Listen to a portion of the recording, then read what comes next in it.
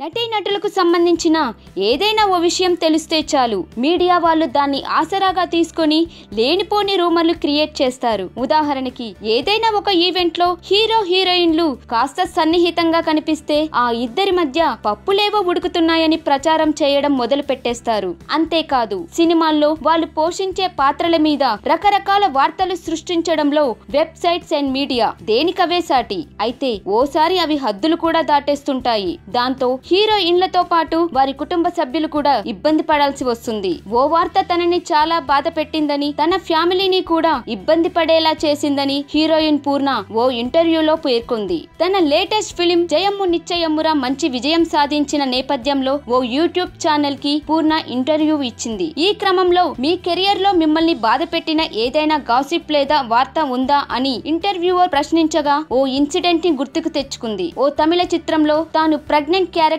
పోషించినప్పుడు Kerala media websites తాను గర్భవతి అయినట్టు వార్తలు ప్రచురించాయని పేర్కొంది. పూర్ణ గర్భిణీ అయ్యింది అని పెద్ద పెద్ద హెడ్డింగులు పెట్టి వార్తలు రాశారని తెలిపింది. చూసిన ప్రతి ఒక్కరూ పూర్తి వార్త చదవకుండా కేవలం హెడ్డింగ్ చూసి పెళ్లి కాకుండానే పూర్ణ గర్భవతి అయ్యిందా అని చర్చించుకున్నారు. దాంతో తాను చాలా బాధపడ్డానని, తన ఫ్యామిలీ కూడా మనోవేదనకు గురి అయ్యిందని ఆమె చెప్పింది. తన కెరియర్ లో అత్యంత చెత్త వార్త ఏదైనా ఉందంటే అది ఇదేనని పూర్ణ చెప్పుకొచ్చింది.